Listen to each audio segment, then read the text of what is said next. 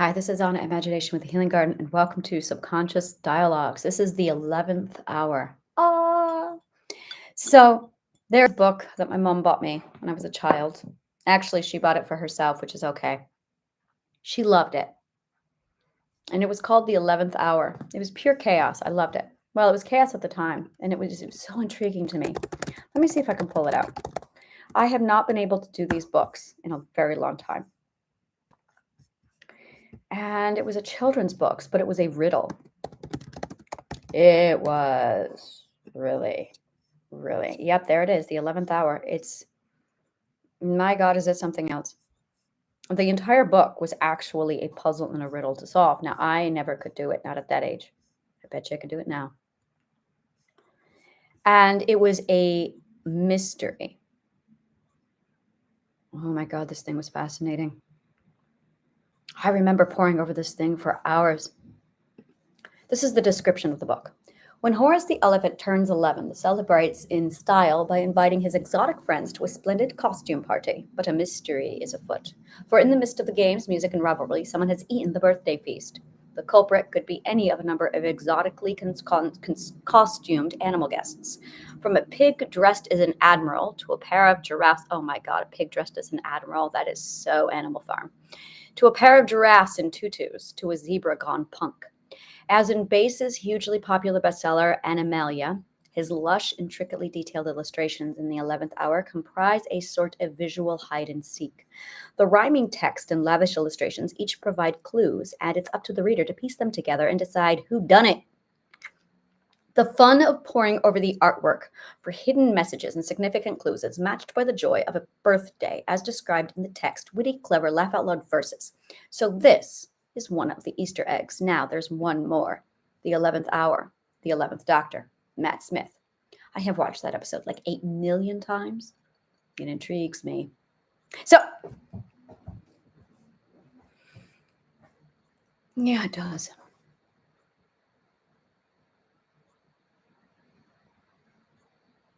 The question you have is, who am I? The answer you need to know is, I am clever, and you need me right now.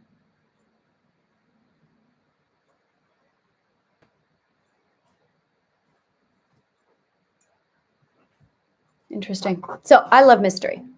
I love story. By the way, the cat is okay. I left a dirty glass that had milk in it on the counter. And he is one of those persons who loves to like put his face in it and lick it clean. And I did not rinse it out. And he was, well, a cat. So it fell. Cat is fine. Glass is broken. It is the end of an era, because those were my Bailey Irish cream mugs, and that was the last of 4 that finally broke. So I wanted to launch this because I just condensed all of my subconscious dialogues into a playlist, because I still organize as I go along. And I'm like, all right, so I've got the 7th perspective, I've got the 8th perspective, which is missing, and I'm not sure where. We'll figure that out. I've got the 9th perspective. I think 7th is actually the 7th and the 8th. And then when I got to the 9th, I went, okay, this really is getting out of hand. I want to make sure I track my progress. So then there's the 9th and then the 10th. Now this is the 11th. I get about 22 playlists before I shift again. So this is the 12th. Or I'm sorry, this is the 11th.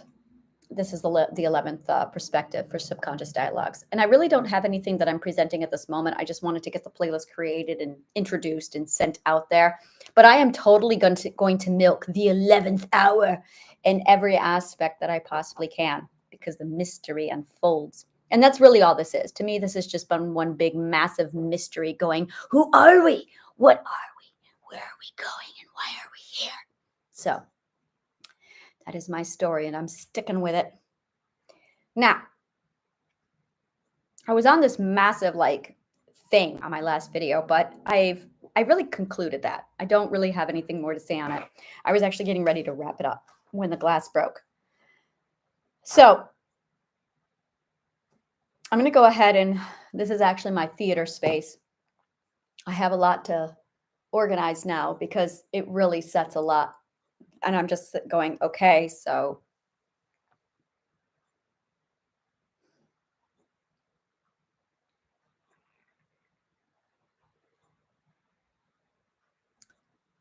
I have to figure out what I want. I know what I want. There's what I want, there's what I want, and then there's what I want. There are three parts to the I. There is the I. There is the I, you, and there is the I, they. I have the I, they figured out. It's what I want for them. It's what I want with them in mind, with everyone in mind. That's world peace. I have the IU figured out. What I want for my network. That's me and how my community works. I have all that figured out. My problem is figuring out the I. And that's hard.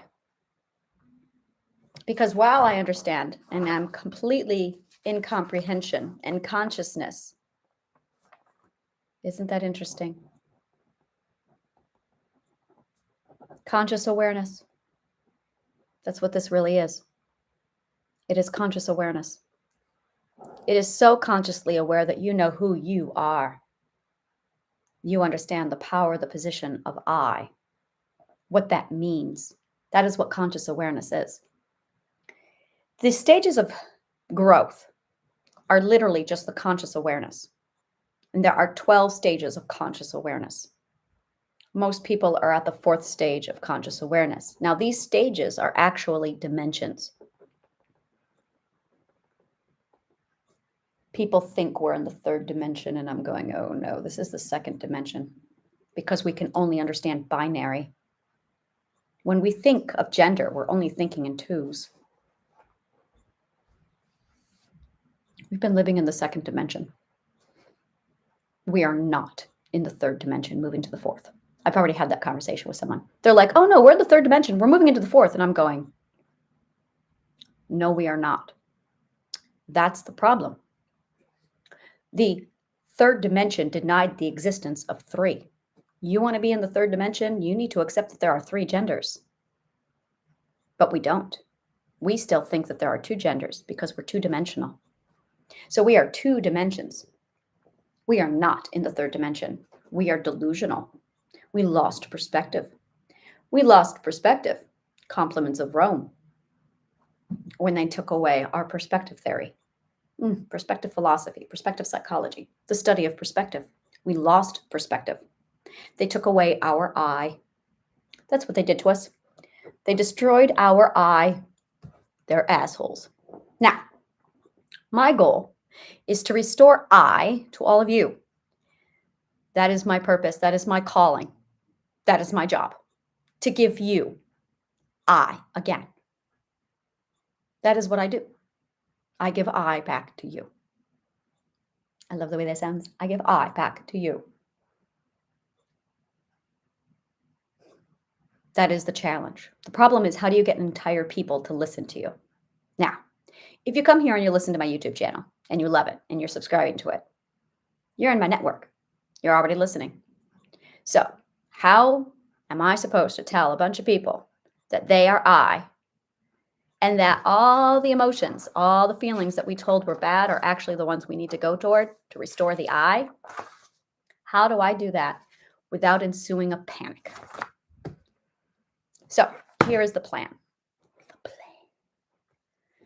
I'm going to target the visionaries first. I was starting to talk about this in the other video when I got distracted from all of my work because it's awesome. We're going to start with the visionaries. I'm going to target the people who are already higher education because they will have the insight I need to brainstorm with me. We're going to start with them. I need scientists. I need physicists. And they have the science that proves everything I'm saying. And I have enough that I can give them with my 1 times 12 times infinity. I'm going to get really good at writing an 8 on its side. I can't get my head out of the fact that pi is related to that formula. And I just don't understand why. I almost want to say it's 3 cubed. It's pi cubed. Oh, pi cubed.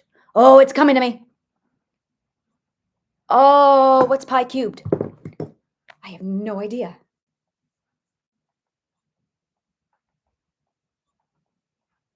Okay, it's definitely not pi cubed. God, why?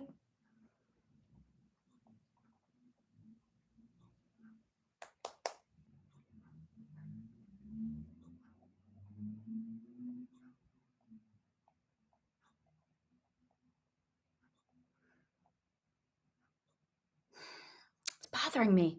And I just can't get it out of my head. It's not pi cubed. This is where I really need a mathematician. So yes. Now, my plan is to give these beautiful people triadic healing. When they get triadic healing, it will start unlocking the brain.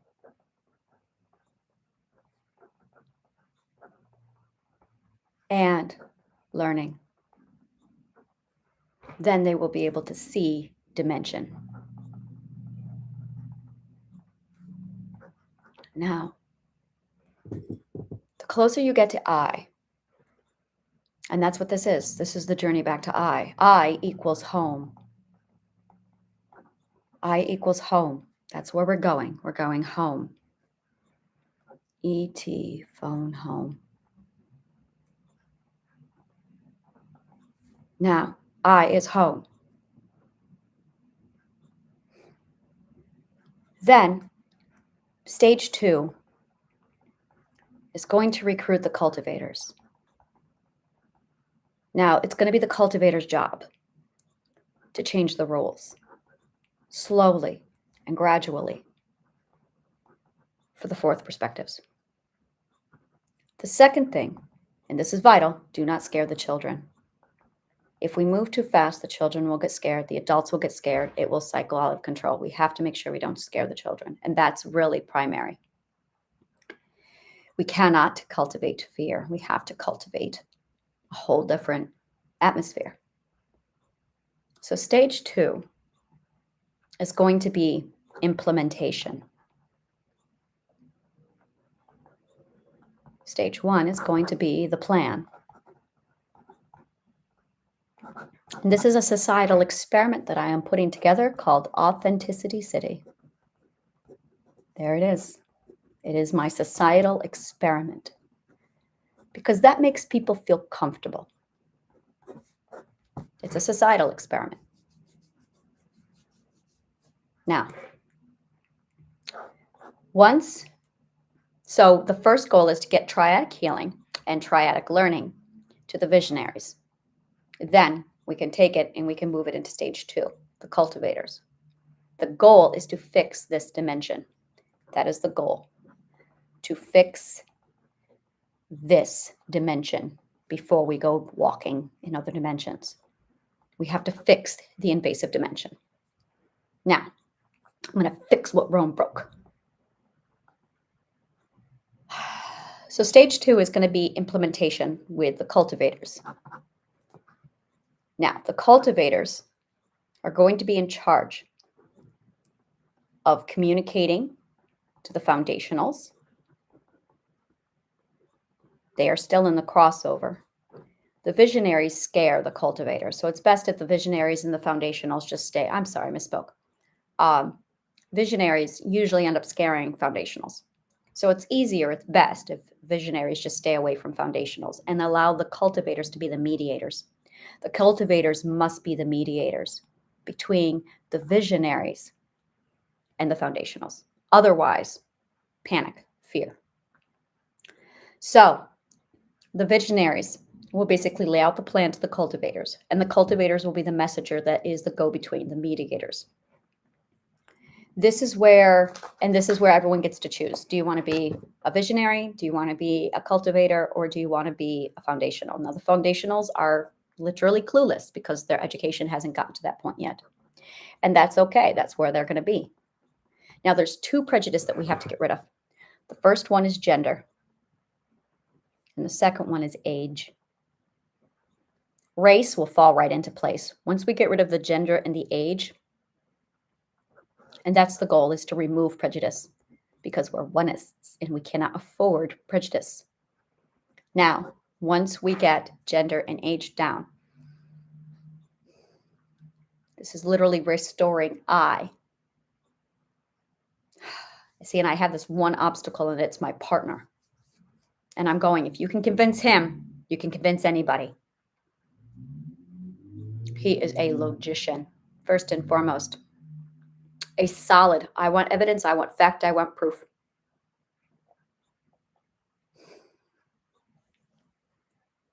All right.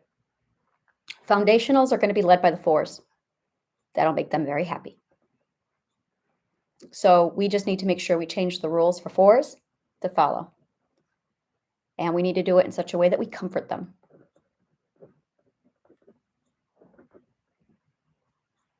So, and we saw that when we changed everything from the core curriculum over.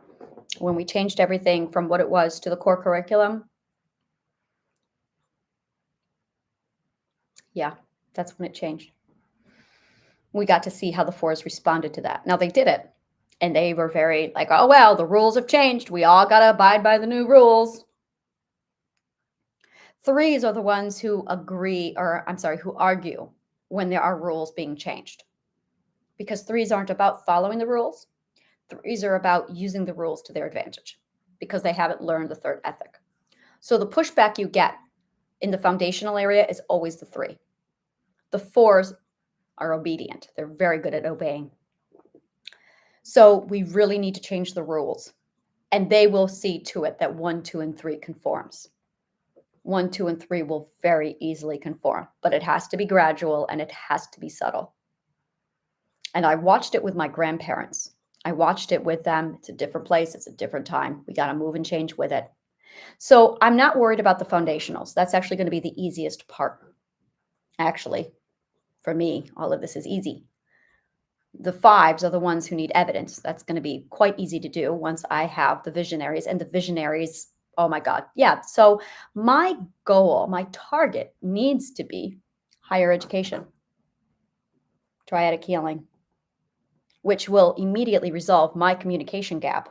So I don't have to worry about how I'm going to communicate triadic healing to foundationals or cultivators. I don't have to do that anymore. I already have the one story, which ties all of it together, which is really, really awesome. So there's several parts of it. The one story of the goddess of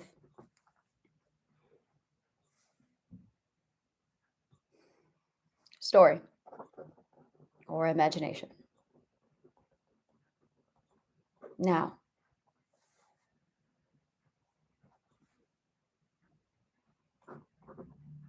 I have to tell about Rome, but before I can tell about Rome, I have to tell our story and tie it all in, how we are molecules. And that I did the other day, and it was highly logical and just click, click, click, click, click, click, click. That just placed into it. Rome, with their invasive dimension,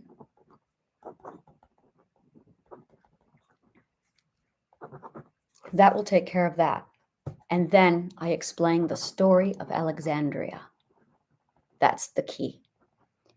The story of Alexandria. The one story, goddess story, and then our story and how we relate to the goddess, and then Alexandria and the Roman invasion, and how we ended up with the invasive dimension. Then I give them triadic healing, and then I give them triadic learning. Heal, learn, create. Triadic creation. I think that's what's coming next, which is resourcefulness. Heal the I, learn about the you, and then create in the they. We're going to see that over and over again. The I, the you, the they. All right. Now I'm going to go ahead and give that to the visionaries. That's going to the visionaries. I now know who I need to speak to. And that just reminded me, I have a meeting today. It's 9:42. Okay. Let me just check my calendar because I need to make sure I don't miss this meeting. Of all the meetings I have, this is the most important. 1 p.m. Okay, very good. 1 p.m. today, I have a meeting with my neuroscientist. So excited about that. Okay. And that's actually going to be the door in. And that's when I start to, okay, we need to go over this. Okay, so that's with perspective and that's with dimension. Now, once I have my network built up of those people, then we can start looking into stage 2. So this is stage 1.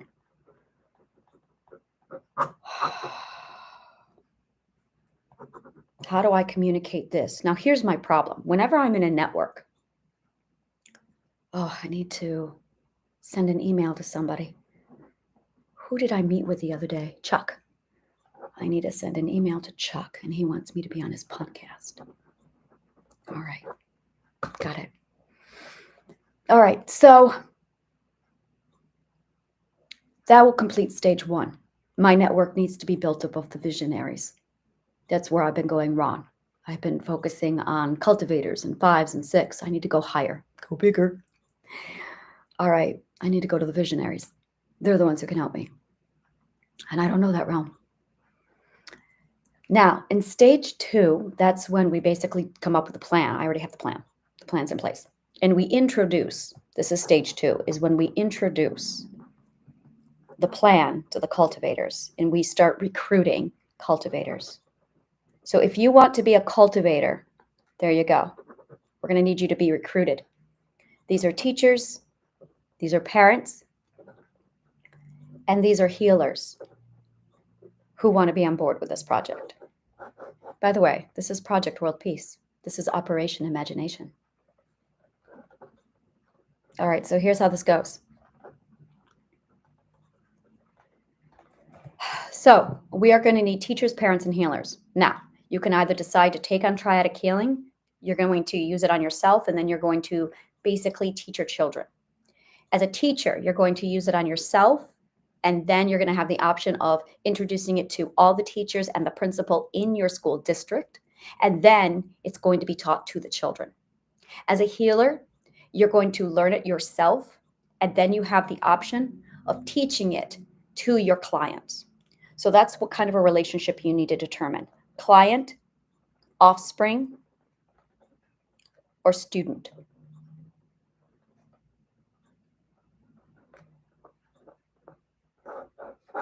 Which is fine. You must teach it to yourself first. We're going to have to put you through triadic healing. You can only go up to stage 6 with it. If you want to go further, you're allowed to. That's fine. But we're going to keep you at 1 through 6. Now, I think that is where Plato got it wrong. Plato taught all 12 of them to all of the students. The first through 6 is just ethics. 1 through 6. That's all I'm going to teach is 1 through 6. All right. All right, 1 through 6.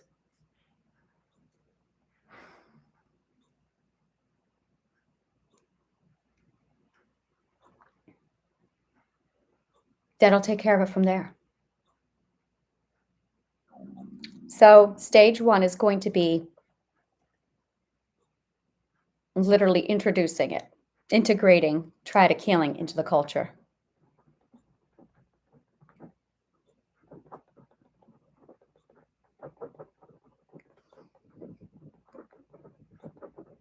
Into the culture. That's stage 2. Stage 1 is getting it to the visionaries.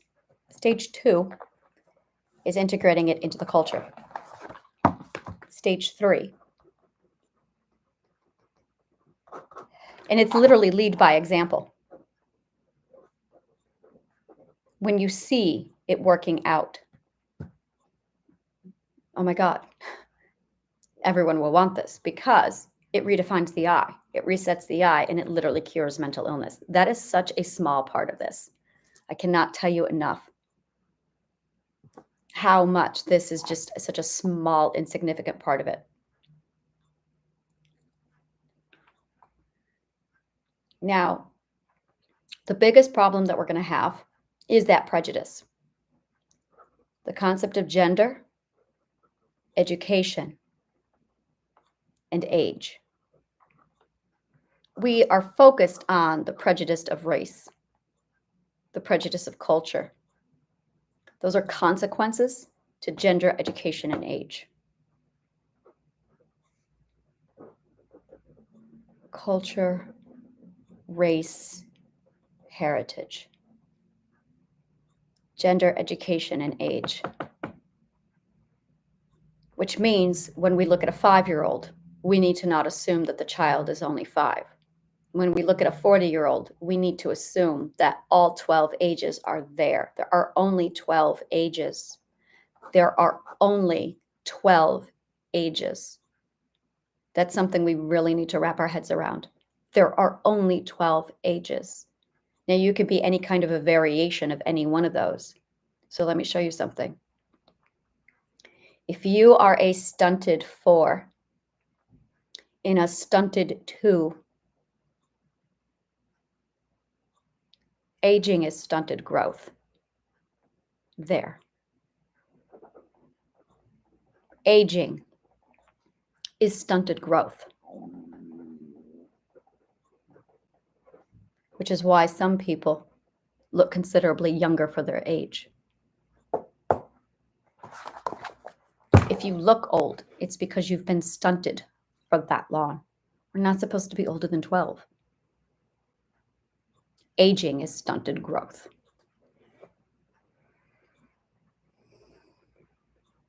We're supposed to have this down by the time we are 12 years old.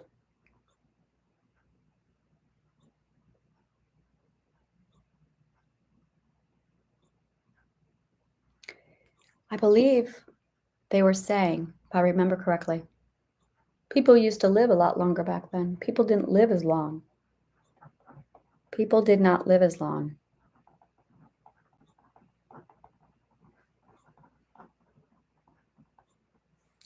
Death is stunted growth.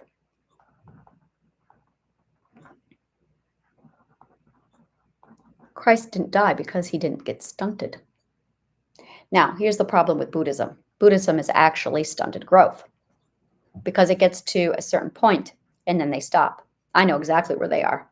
Oh my God, they are in perspective 9 and then they stop. They do not look beyond 9. Buddhism ends at the 9th perspective. And then they stay at the 9th perspective for the rest of their life. Now, our society is at 4. And they stay at 4 for the rest of their life. People who are highly religious, witchcraft, tribal, gang members. If you wear your pants halfway down your ass, you're a stage 2. That is tribal mindset. That is stage 2. That is community mindset. And that means you are stunted at stage 2. So if you're a 60-year-old still wearing your pants down around your mid-thigh, that is because you are stuck in stage 2. The psychology of someone wearing their pants halfway down it is a mark of belonging. That's what that is. It is a mark of belonging. It says, I belong to these people because they value community, and that is their community. So think of that action more as a crest of their house. That's all it is. And they have a deep loyalty to their house crest. That's all it is. It is the exact same loyalty that we see from Christians who are loyal to their religion. It is the same kind of attitude we see from people who are very much obey the chief. It's the same mindset. It is the 2nd stage perspective. So it is literally their house crest. But they are stuck at stage 2 of growth. And like I said, Buddhists get to stage 9 and then they stop. Christianity is stalled out at the 4th, the 3rd and the 4th. You have 3rd perspective Christians and 4th perspective Christians. And they never get beyond that point.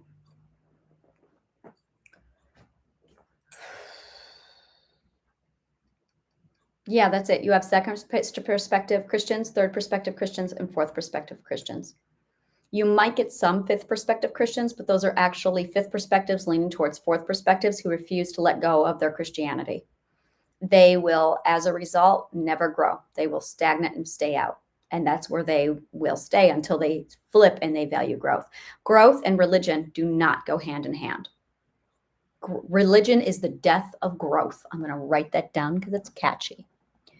Religion is the death of growth. Which is why 2nd perspectives don't change. Which is exactly why 2nd perspectives don't change. Is because they are that anti-growth. Which is just where they are. So the best way to manage the 1st, the 2nd, the 3rds is by providing the 4th with new rules. When the 4th gets new rules, then they will gently shift everybody from 1st, 2nd, and 3rd. And the 4th is very good at keeping everybody at 1st, 2nd, and 3rd in check. One of the rules is going to be kindness, gentleness, and better parenting so that they aren't cruel about the way they manage people. So we're going to have to change that. I already know how. I already know which rules need to be put in place for the 4ths. So the 5ths are going to need the evidence, which I will get from the visionaries. The visionaries, I will work with them and I will show them my theory, and then they will know exactly what it is I'm dealing with because I'm impossible. Yeah, and I'm clever. Now this will work out just fine. So I have been catering to the wrong people. That has been my problem. I have been trying to contact 4ths, and then I tried to contact 5ths. And then I took this to 6th. 6th idolized me. I haven't been able to find 7ths. But then I started talking to neurosciences and physicists, and I got a whole different kind of reaction, and I went, interesting. My problem is I get a lot of 5th and 6th perspectives, and I'm going, yeah, no, let's talk to somebody else. So I need to go up. I need to go more intelligent so that when I speak, they won't just go, wow. They'll actually go, I know who you need to talk to, which I'm already starting to see. I have been marketing to the wrong people. So here's what I'm building. This is the community project, by the way. This is Operation World Peace. This is Operation Imagination. So on a personal note, I have my own thing that I'm doing. Yeah, this is Operation Imagination. Oh, I can feel it. This is my full story out. Oh, my brain. All right. So the second part of all of this is my own personal agenda. This is the I of I. Yes. 7 of 9. We're going to hear a lot of that. 7 of 9. I am 11 of 11. That is going to be our dimension address. That's what we're doing. This is our address. We are moving from the 4th to the 5th. We are in the 5th. I can feel the 5th because we're all 5. We're all 5. So there's only 12 variations of 12, and our ages are going to start reflecting our own perspectives, our own dimensions. The question is, what is the I dimension? There is the I dimension, the we dimension. Oh, I'm sorry. Yes, the I dimension, the you dimension, and the they dimension. So my I dimension is 11. And when I'm in my own network, my network has to be 11. Now, my network at this point, yeah, that's one of the things I'm trying to put together is a network of 11. So I need an 11, 11, and 11. My environment is actually my living world perspective, which is right now a 4, and it's getting moved up to a 5. So I am 11 of 4.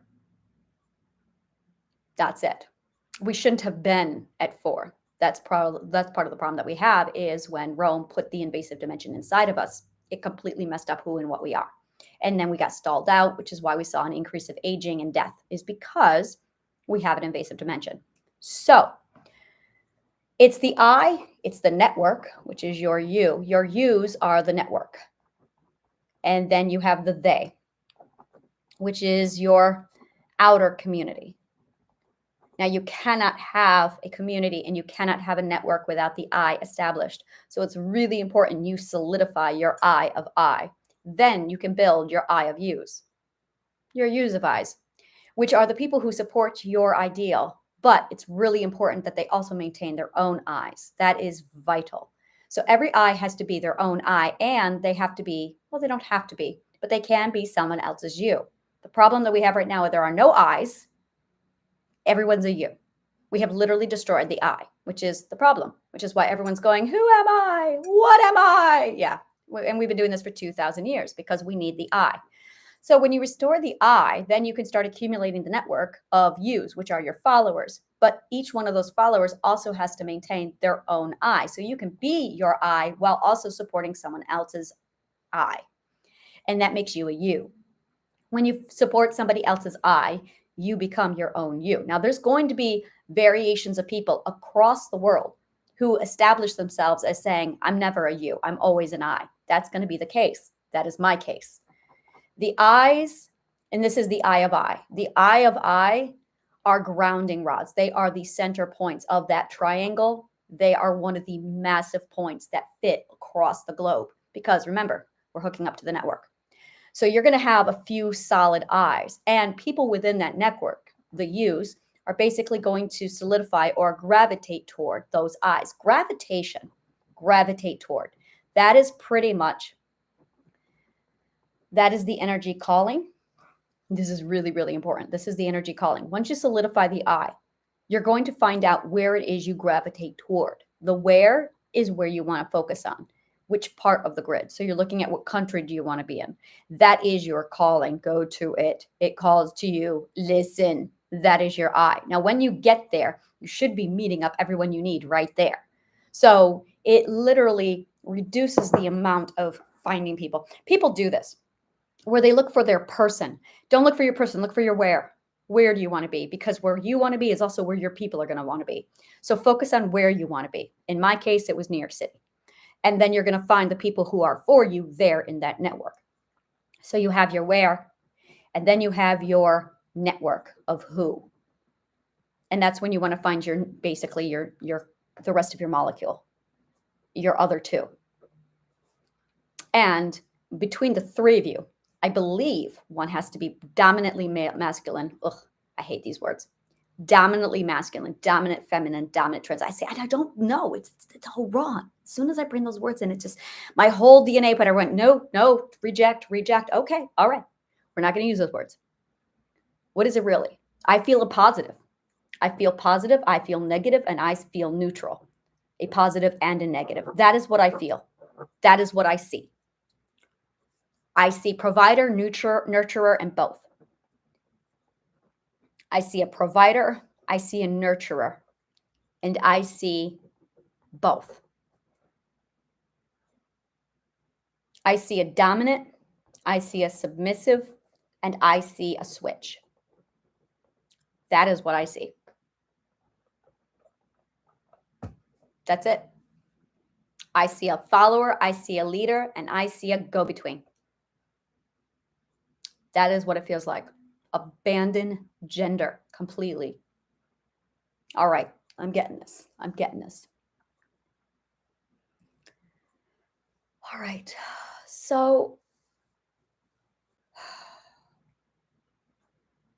for me, the I of I, because while I'm doing this, I'm also building up my own network. And that's what Authenticity City is. It's my network. So I have my I, and I have my network of you. I'm going to put here Authenticity City. Now, the purpose of Authenticity City is to restore the yous back to their own I's. Literally, it's to restore the yous back to the I's. So if you want your I restored, Authenticity City, that's a great place to start. And then, yeah, basically it's my private network. That is what the U's are. This is my private network. And I need 12. It's funny. I have been needing that number for a very long time. I had it in my head like, I need 12. I don't know why, but there's going to be 12. I need 12 people. I don't know why, but there's going to be 12 discipulus. And these are called discipulus. These are discipulus. 12 discipulus. I know my partner. It just has to be logical. Okay.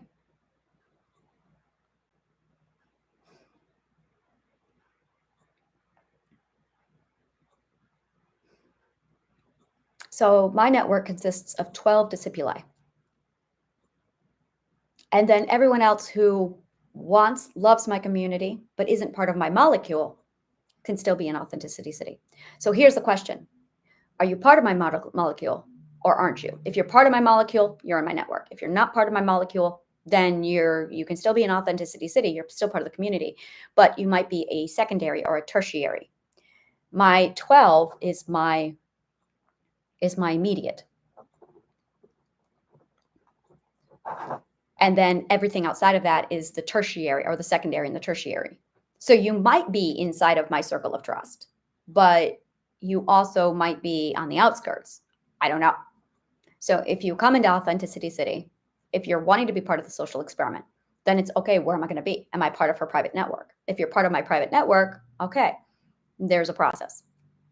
And that's just it. I have a lot of people who are insisting that they are part of my network, but no, it's got to flow both ways. And then there's a lot of people. I've already been through that with a few people where they're like, "Oh, but what? No. It doesn't work that way. I am the I know shit." So here's how it's going to work. This is what I'm doing literally, is just creating the roadmap on how to execute this now that I have the big picture. Sometimes I wonder if I'm actually at stage 12. See, I lost count at the 10th. When I crossed over the 10th, I went, wow. It was very confusing. The 10th perspective was so confusing because I did have the usual shift, but it was a different shift. The 10th was a different shift. Now the 11th is solid, like, oh, this is defined. It is definitive. So I can't tell if the 10th, if there was something wrong with it, or if the 10th was a 9th, and if I'm actually in the 10th, I don't think so. No, I don't think so. Yeah, there's a lot that I'm still looking at going, I don't understand what happened with the 10th. There was like some glitching that took place with the 10th. I'll figure that out. But this time it was like definite, okay. And I could feel the click. I could feel the lesson. I could feel the 2 to 3 days after. And then there was that point on the 11th where I went, oh, there it is. And then I could see the network. That's just it. With the 10th, I couldn't see any additional networks. That is it exactly. I could not see any additional networks. The 7th, I could see the network. The 8th, more networks. 9th, I could see networks. 10th, there were no networks. I couldn't see any additional networks. The 11th, oh, I could see all the networks. I'm going, all right. I'm sure there's one more. I know there's one more. No, I can see them. I can see them. Yeah, it's extraordinary. I could see networks. Like, oh my God, this is beautiful. I can see molecules. It's amazing. It's literally the restoration. We are supposed to be this way. This is literally a restoration. It's not a revolution. It is a restoration because we were supposed to have this knowledge. We did have it at one point. That's why there are pyramids. That's what the pyramids are. The pyramids represent triadic healing. And that's why there were 3 of them. The pyramids of Giza. That's why there were 3 of them.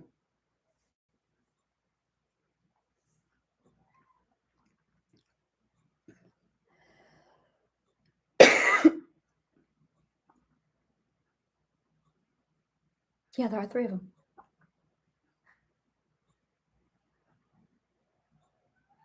And there's a Sphinx because I like cats. And this is my story. And I would say, I want there to be a cat. Yeah, that's me. Egypt, loving cats, it's all me because I love cats. Yep, because this is my story and I'm sticking with it. Yeah, Egypt is like my own little brain baby pyramid. All right, let me see here.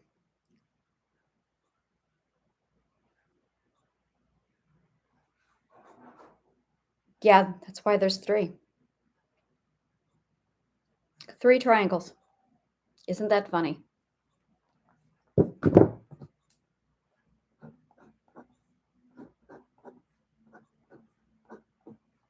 Yeah, the 3 triangles. the epicenter of Triadic healing. Now, what I want to know is how close were the pyramids of Giza to Alexandria in relation to Alexandria?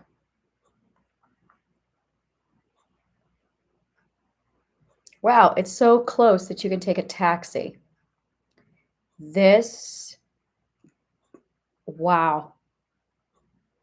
Trip to Giza pyramids and step pyramid from Alexandria port. How close is Alexandria?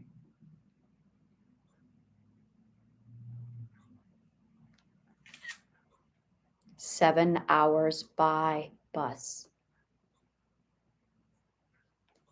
Like I said, Alexandria is the epicenter.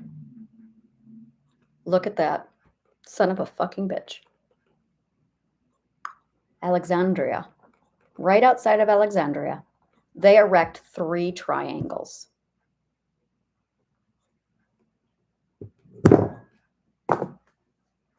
Now, why do you think they did that?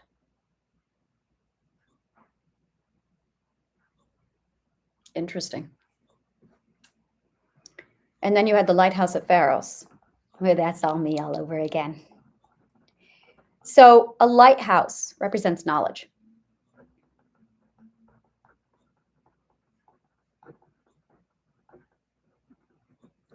And there's actually one at the dead center of Alexandria City, my city, Authenticity City. At the dead center of Authenticity City is my lighthouse. My lighthouse was built off of the lighthouse of Alexandria, the lighthouse of Pharos.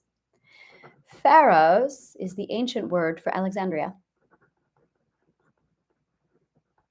Rakadet. Rakadet. Rakadet was the ancient Alexandrian word for Alexandria. Rakadet. Where is my dollar in shadow? Freddie. Stay there, Freddie. All right, let me see here. Berrigan does it. Berrigan. If you wanted anything could have gotten in Rakadet. Meat on apples. Berrigan. Take it off. There we go. Krillin. Princess. Oh, here we are. Nordic wind, not have a day. The City of Gold. That's what it was called. The City of Gold.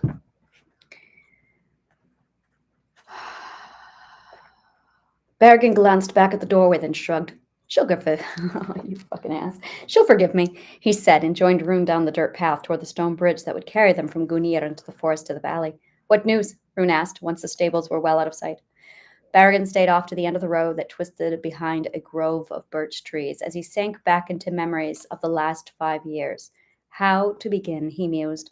Words would barely begin to describe the beauty of Rakadet, with her white sands turned gold in the sun, the alabaster palaces surrounded by the sea of sand brick buildings, bristling with bustling markets that thrived on the trade ships coming into port on the White Sea.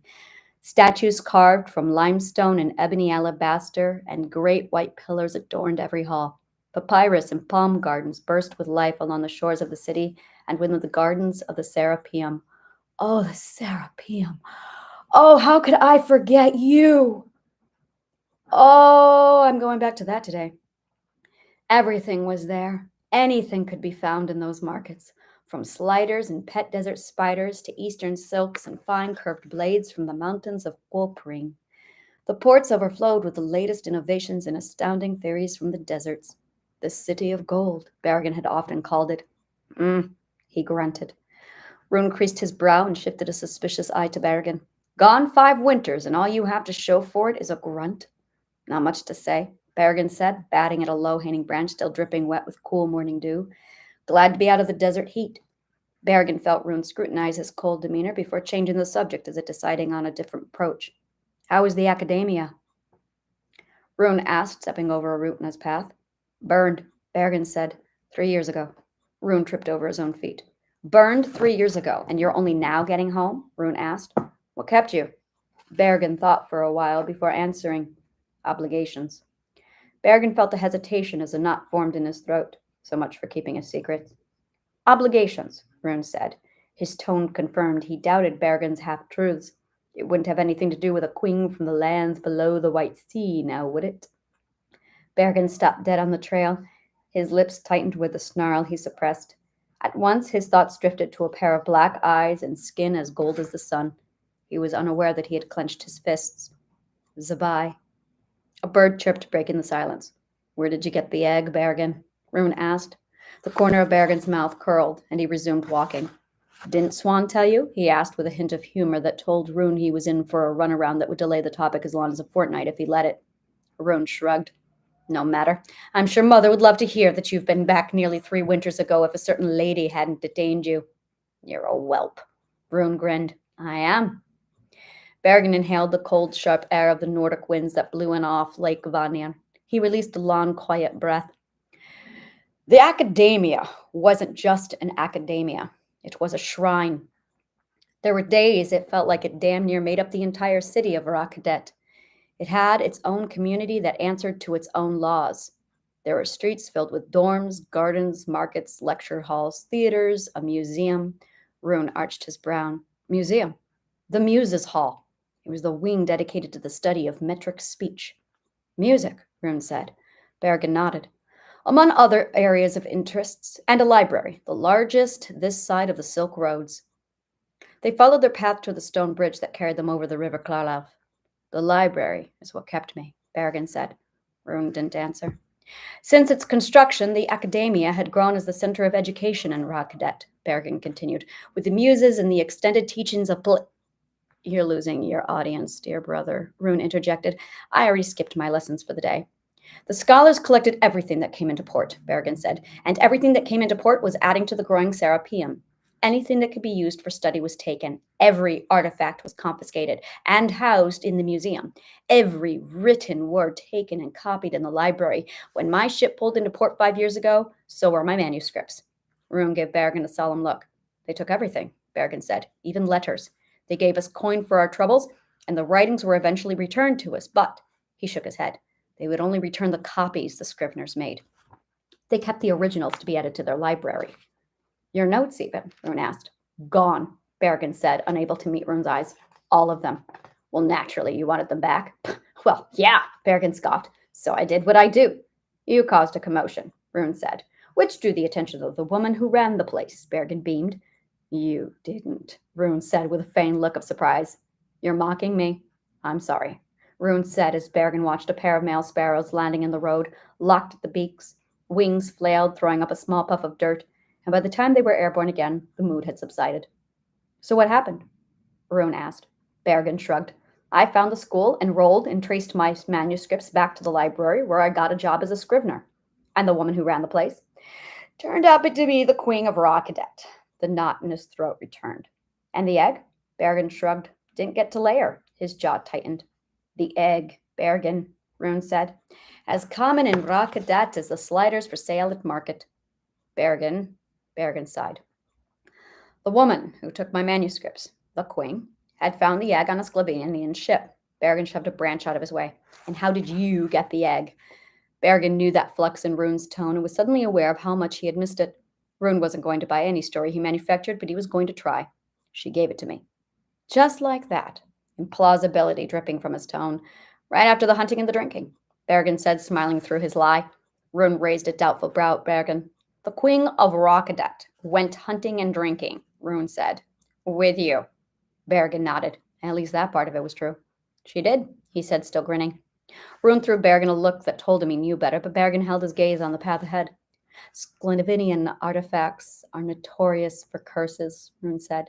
An old memory surfaced, and Bergen failed to suppress a grin. I've had my share of experiences with the Sclavenian, Bergen said. And the artifacts release the curses only on those who steal from them. Besides, Bergen waved his hand, I've carried that thing now for 3 years and nothing's happened to me. How did you get the egg, Bergen? Bergen took a long moment, recalling the breeze that blew in from the sea that night. The desert moonlight had filled Zabai's chambers. His cheeks glowed with a red that bored down his bronze neck, flushed them from too much wine. Her eyes, like black pools, pulled him in too easily, even for him. Her lips, there wasn't a day he did not regret kissing those lips. Bergen fisted his hand and did his best to ignore the tightness in his chest. If he had known then that this 2 years with Zabai were at an end, She gave it to me in exchange for a promise. Before or after you bedded her? Rune asked. Berrigan flashed Rune a somber look, drawing Rune's eye. I didn't bed her, not this one. Berrigan returned his attention to the road. No one did. Rune took an extra long step over a bare root. Rockadet has always attracted a lot of attention ever since trade was established centuries ago, Berrigan continued. War is always on the horizon there, with the rising western threat that the Gutar brought with them across Danu's river. The Gutar? Rune asked. They were there. Berrigan nodded. A shadow had fallen over his face. They destroyed the great temple not 3 winters before my arrival. Rune stopped and grabbed Berrigan's arm, nearly pulling him to the ground. His face had fallen white. The great temple, Berrigan nodded. Destroyed. There was a pause while Berrigan waited for Rune to find his feet again.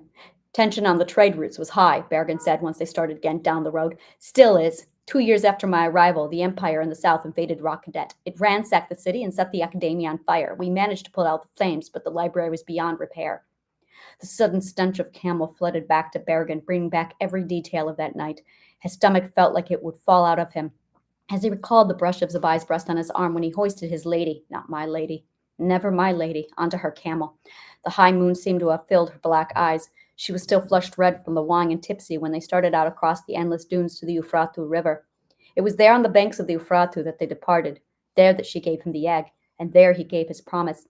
It was there he left her for dead. Fire nipped the tip of Berrigan's nose as he tightened his jaw and swallowed the bitter bite in the back of his throat. There was too much he wasn't saying, too much he couldn't say.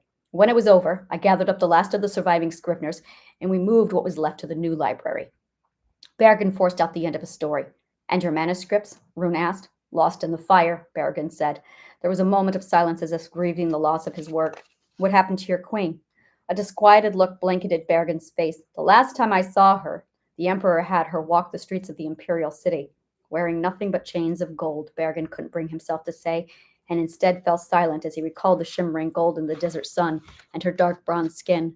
Her hair had fallen down her back like black rain that barely covered her rounded backside.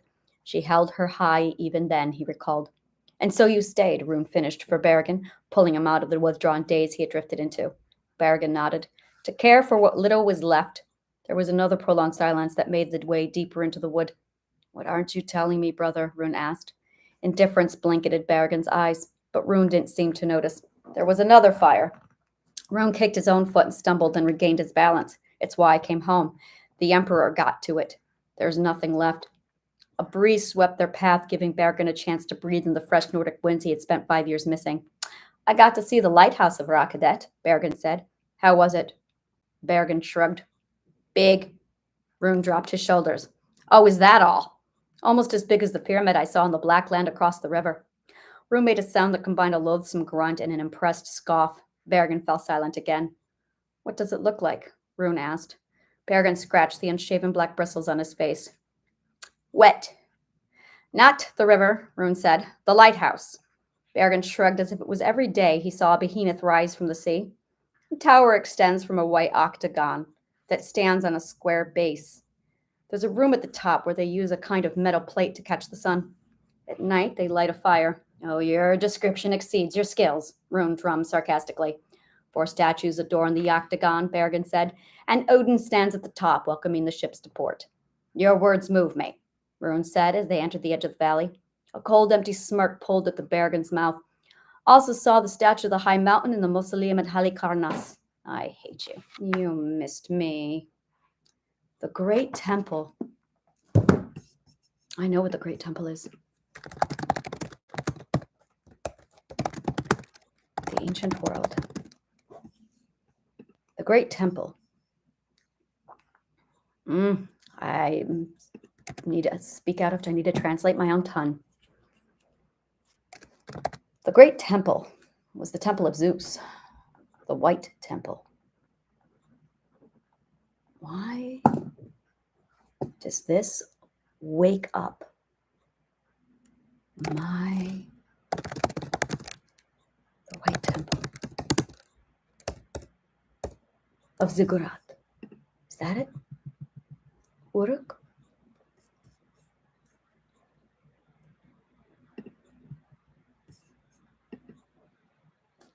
The original pyramid structure of the Anu Ziggurat dates to around the 4000 BC, and the White Temple was built on top of it circa 3500 to 3000 BC. Uruk. Anu. Where is it located in comparison to Alexandria? Uruk. Sumerian. Interesting. Yep, right there on the Euphrates River. Fascinating. All right. Rockdet is Alexandria.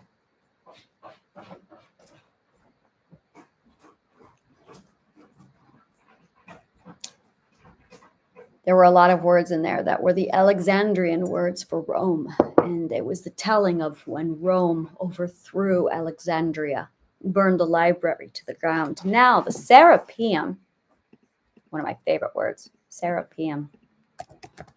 Serapeum is a temple or a religious institution dedicated to the Greek Egyptian deity Serapis. Interesting that an Egyptian, Greco-Egyptian, was, there he goes, the Serapeum of Alexandria in the Ptolemaic kingdom, was an ancient Greek temple built by Ptolemy III. There were also signs of Harpocrates.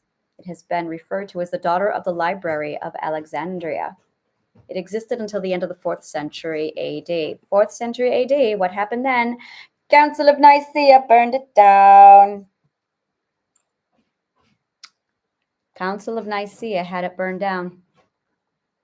I have studied this so much, and it never occurred to me that the Council of Nicaea is the one who ordered the burning of all of this.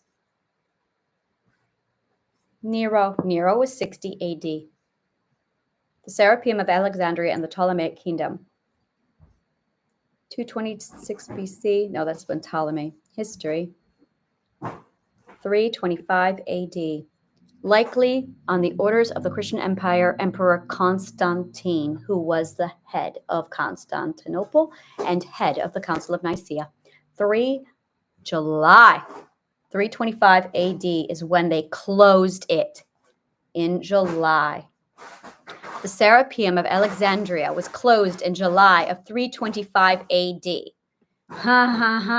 Around the time, likely on the orders of the Christian Emperor Constantine. Emperor Theodosius of the First, 379 to 395, gradually made pagan feasts into work days. Listen to this!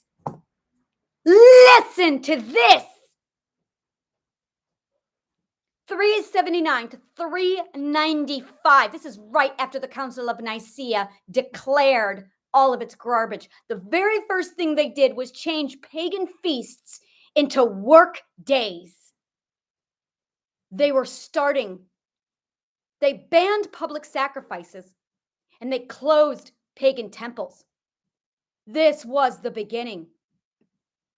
The decree promulgated in 391 declared that no one is to go to the sanctuaries or walk through the temples, which resulted in the abandonment of many temples throughout the empire. This set the stage for riots in Alexandria in 391, although the date is debated. According to Wace, the Serapeum was the last stronghold of the pagans, who fortified themselves in the temple and its enclosure. The sanctuary was stormed by the Christians. The pagans were driven out. The temple was sacked, and its contents were destroyed. Alexandria was the first city destroyed in the Christianization following the Council of Nicaea. The Serapeum was destroyed by Roman soldiers in 391 and not rebuilt. After the destruction, a monastery was established. A church was built for St. John the Baptist, known as Angelium or Evangelium. However, the church fell to ruins around 600 AD, restored again by Pope Isaac of Alexandria in 681 to 684 AD, and finally destroyed in the 10th century. In the 20th century, a Muslim cemetery, Bab Sidra, was located at the site. The destruction of the Serapeum was but the most spectacular of such conflicts, according to Peter Brown. Several other ancient and modern authors instead have interpreted the destruction of the Serapeum in Alexandria as representative of the triumph of Christianity and an example of the attitude of the Christians towards pagans.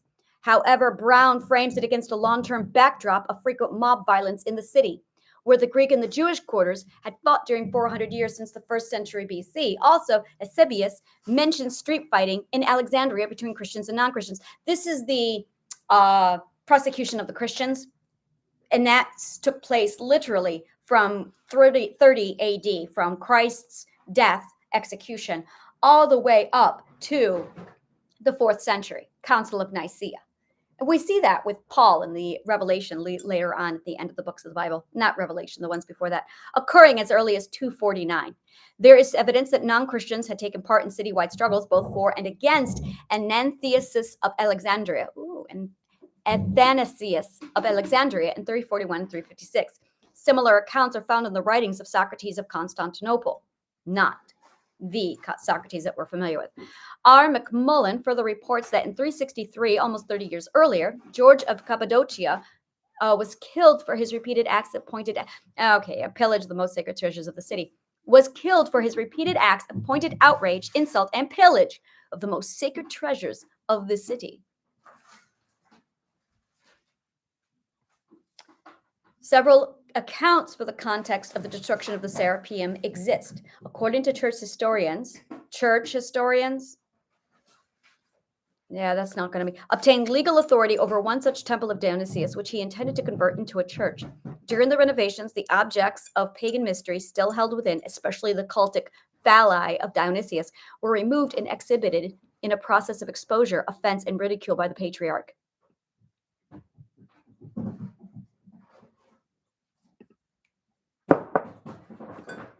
What does the patriarch mean?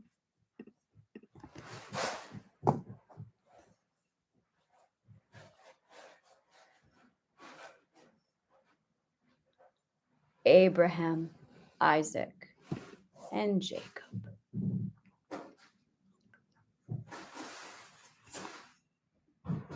The word is derived from Greece, meaning chief or father of the family. Original, a patriarch was a man who exercised autocratic authority as a pater families, the head of the Roman family. The pater families, also written as paterfamilias, was the head of a Roman family. The pater families was the oldest living male in a household and could legally exercise autocratic authority over his extended family. The term is Latin for father of the family. Oh, if that isn't the Roman mindset, I don't know what is. The patriarchy came from Rome. Council of Nicaea. Christianity. Wow, did they just. Historically, a patriarch has often been the logical choice to act as ethnarch of the community. Ethnarch is a term that refers generally to political leadership. By the way, this is Wikipedia I'm reading off of. With his religious confession within a state or empire of different creed, such as Christians within the Ottoman Empire. The term developed an ecclesiastical meaning within Christianity. Well, that's compliments of Council of Nicaea. Well, that explains the root. There it is. Derived from the Greek patriarches, meaning chief or father of the family. All right. I feel better knowing that stuff. Okay. Yeah, I'm getting the big picture of what happened in Rome. It looks like with the Council of Nicaea, and they did, the very first thing they did was ransack Alexandria and burned it to the ground. Now, I knew that in the 4th century, Alexandria was burned. That is actually what I was depicting in my book, Dolor and Shadow. And I just never, well, that was the thing that I could never figure out is why. What was the motive behind Rome doing this to Alexandria? And that was the one thing I couldn't figure out. And if you look at the work of Alexander the Great and what he did when he walked away, Alexander the Great.